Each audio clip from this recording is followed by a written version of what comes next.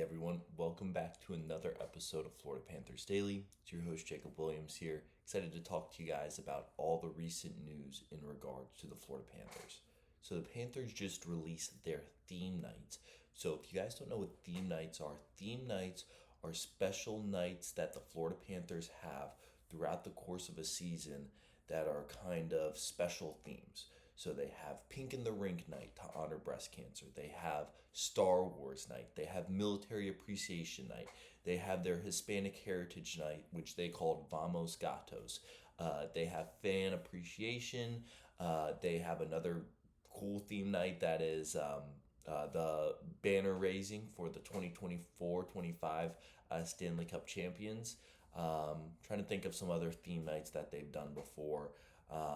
They've done culture night, conservation night. So really, really exciting. If you guys have a specific favorite theme, would love for you guys to comment that below.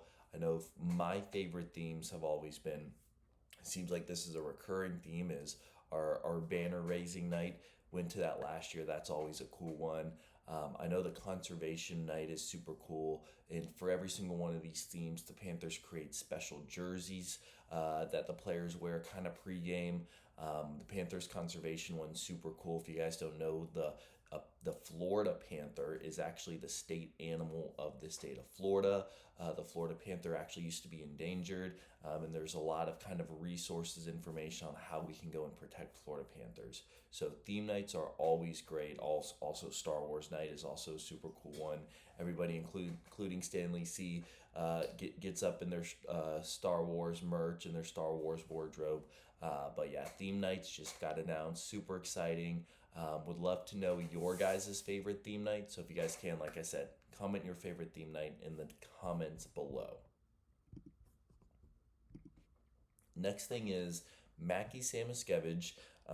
If you guys know, he's been with the team for the past 2 years now, is switching numbers. So previously, Mackie had number 25, which I love. 25 was my number that I wore when I was in high school, and in a number, one of my favorite numbers. He's switching to number 11. So number 11, he went and he wore in college when he was at Michigan, and he had this quote: "Number 11 was the one that I grew up wearing. My sister originally wore it, and she's my role model."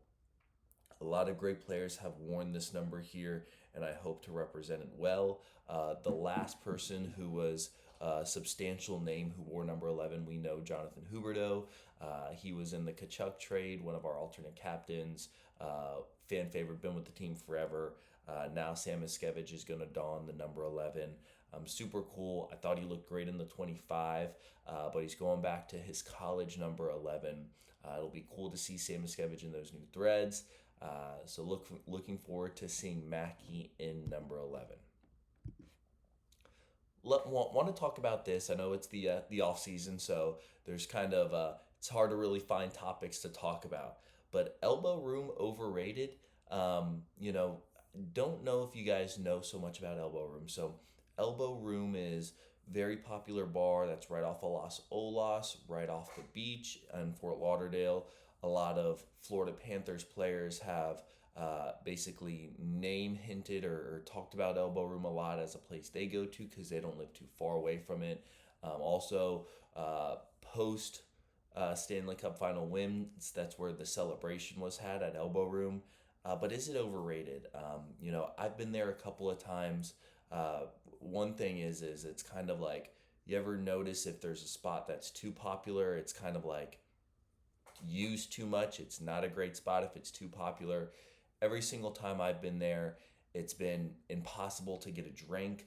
You got to really know somebody or be somebody if you're going to elbow room. It's crowded. There's not a lot of room to move around.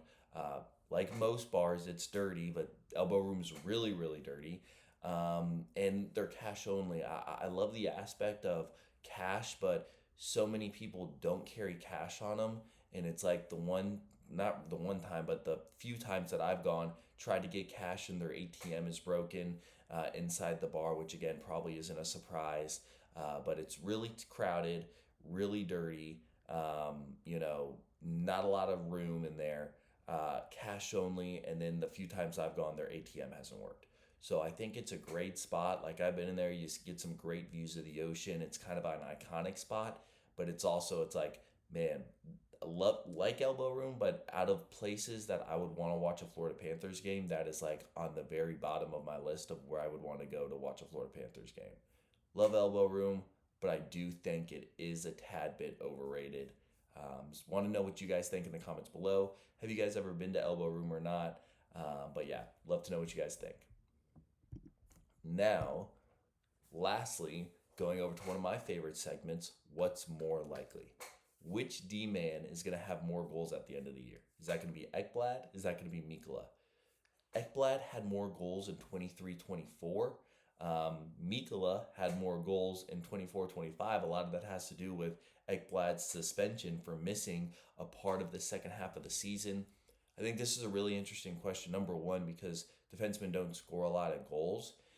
And number two, it'll be interesting to see how much Ekblad plays because he's had injury problems in the past. I think Mikkola is going to take a step here. You know, they're around the same age. Ekblad's a little bit older, but I think Mikkola is continuing to get better, get better, get better. He had 6 goals last year, which was more than the previous year that he had. He also scored more goals than Ekblad last year. And I think that he's just learning how to score. He's learning how to be a better scorer. I think he's going to have more goals this upcoming year. Thank you guys for watching Florida Panthers Daily. Have a great one.